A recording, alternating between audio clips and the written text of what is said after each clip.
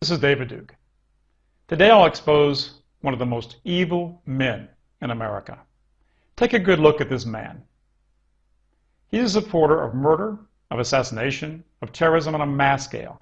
He's a monster that should be prosecuted under the Patriot Act for supporting terrorism.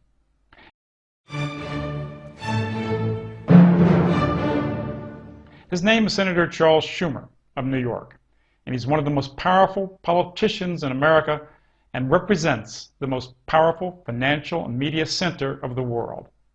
Not accidentally, it's also the American nexus of radical Jewish power. Schumer's become the leading spokesman of organized Jewry for the Democratic Party. He has enormous influence on American foreign policy.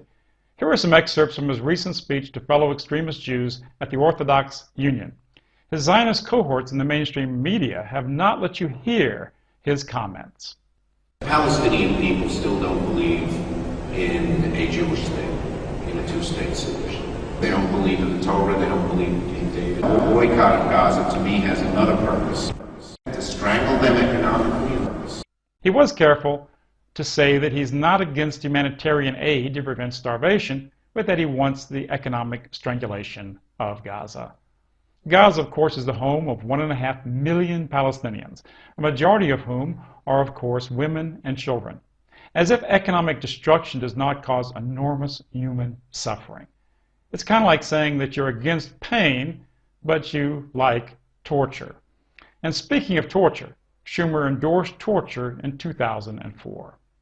Schumer supported Israel's caste-led invasion and bombing of Gaza, which killed hundreds of Palestinian women and children, and wounded thousands more, destroyed tens of thousands of family homes, and has even bombed UN shelters, hospitals, and schools. In his speech, Schumer justifies the strangling of Gaza by saying that the people of Gaza don't believe in the Jewish state and that they are not Jewish, that they don't follow, quote, the Torah or worship David. So according to Schumer, if they're not Jewish, that's good enough reason to strangle them. Imagine if Ahmadinejad said that Jews should be economically strangled because they do not believe in the Quran and are not Muslims.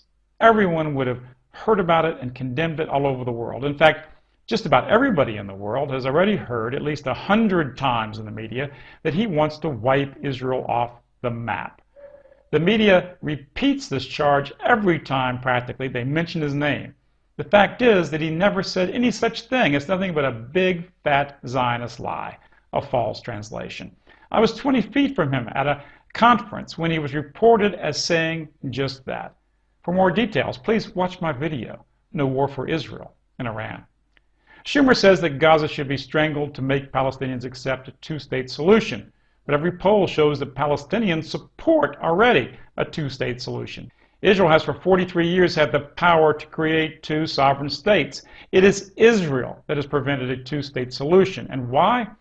It's because for 43 years they have been strangling Palestine, trying to make Palestinians leave, and stealing Palestinian land.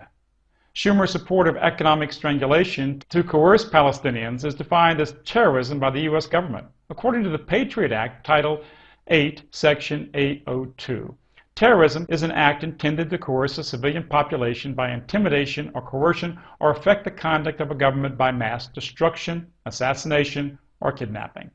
Supporting Israel's mass destruction in Gaza is terrorism, and supporting the State of Israel's repeated international assassinations and kidnappings, as shown in the recent passport assassination scandal, is terrorism as defined by the same statute. Schumer must be indicted for supporting terrorism.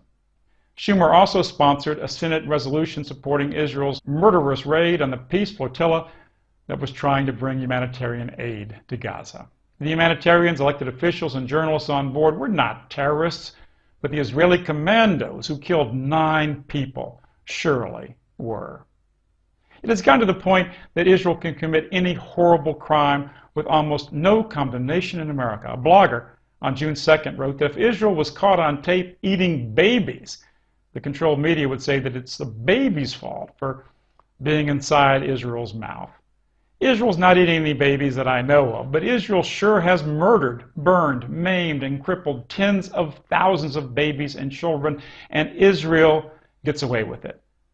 Think about it. Israel has ethnically cleansed an entire people from their land, their homes, their businesses, and farms, and won't let them go home, even to this day, and Israel gets away with it.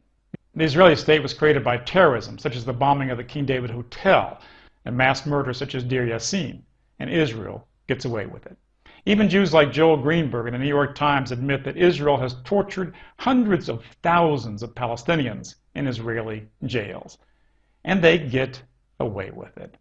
They've invaded Lebanon repeatedly, destroyed more than 100,000 homes there, committed mass murders and bombing at UN shelters such as at Qana, and Israel gets away with it. Israel's brutally occupied the West Bank and East Jerusalem since 1967, and to this day continue to steal Palestinian land and demolish thousands of Palestinian homes, and Israel gets away with it. Israel shot down a commercial airliner filled with 108 men, women, and children, and Israel gets away with it. Even an Israeli court ruled that Israel oversaw the mass murder of at least 1,000, mostly women and children, at Sabra and Shatila, and Israel gets away with it. Israel has made terrorist bombing attacks on the United States, such as in the Lavon affair. Israel even gave medals of honor and praise to the Jewish Lavon terrorists who attacked and bombed American installations. And Israel gets away with it, and American taxpayers' money doesn't stop for a moment. Heck, you aren't even allowed to know that Israel honored its terrorists who attacked America. Iraq violated some Zionist-inspired UN resolutions, and we go to war. But Israel violates over 50 United Nations resolutions, and we throw more money at them. Israel gets away with it. Iran signs the Nuclear Non-Proliferation Treaty and allows complete inspections, and it gets sanctions, while Israel won't sign and won't allow any inspections of the nukes and other horrific weapons it has. Yet Israel gets no sanctions and demands sanctions against Iran. Now that's really chutzpah, and Israel gets away with it. Israel develops genocidal horror virus weapons that target races, and they get away with it. Israel purposefully attacks the USS Liberty and kills or maims over 200 Americans, and Israel gets away with it. Israel repeatedly spies on America. Israel's Pollard spying does the most damage of any spy in American history, and Israel gets away with it. There's an epidemic of Jews spitting on Christian clergy in Israel, but Israel does not act decisively to end it, and Israel gets away with it. Israel's at the center of the largest white slavery trafficking ring in the world, but Israel gets away with it. Israel was caught harvesting the organs of Palestinians they had murdered, but Israel gets away with it. Even in Europe, where Jewish extremist control is less than America, their power is pervasive. Many European nations condemned the attack on the aid flotilla, but not a single EU nation dared to demand sanctions against Israel for their horrendous crimes. Instead, they do Israel's bidding to sanction Iran, while ignoring the fact that Israel has huge stockpiles of weapons of mass destruction and has repeatedly used weapons of mass destruction against civilians. Israel gets away with it. The time has come to prosecute terrorism supporter Charles Schumer and every traitor in Congress that has betrayed America to a criminal nation that has not only committed terrorism against the Palestinians and other peoples of the Middle East, but also against the American people in the Lavon affair and the attack on the Liberty. The time has come. We, the people of America and the world, say enough is enough.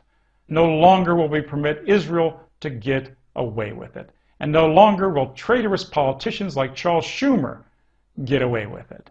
The time has come when America will be led by real patriots again, and Charles Schumer will pay for his crimes in an American court of law, and not one where Elena Kagan will sit.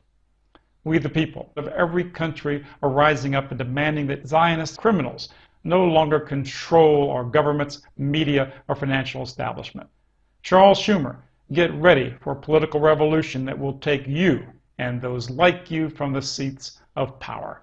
No longer will you, and no longer will Israel get away with it.